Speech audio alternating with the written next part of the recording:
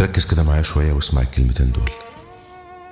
الرزق ده بتاع ربنا، هو عارف مين يستحق ايه، وكلنا في الاخر متساويين 24 قيراط، بس باختلاف نعم ربنا علينا كلنا. كل حد فيه حاجة مميزة بتخليه مختلف عن التاني.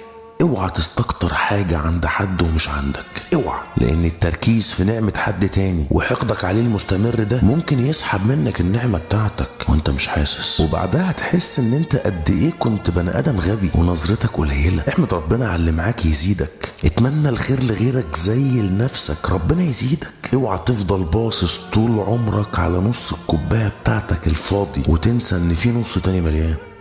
طب وانا هتحسد على ايه يعني؟ انا ما حلتيش حاجه اتحسد عليها. بص يا سيدي، يحسدوك على صحتك، ذكائك، اخلاقك، يحسدوك على جوازك، على علاقاتك الكتير، ممكن تتحسد على اكله انت اكلتها، على عيالك، على طريقه لبسك، على لياقتك وشغلك ورزقك وشكلك وعلى بيتك. بيحسدوك لو ربنا خدك يوم الجمعه، بيحسدوك على اتفه شيء تفكر ان هو ملوش لازمه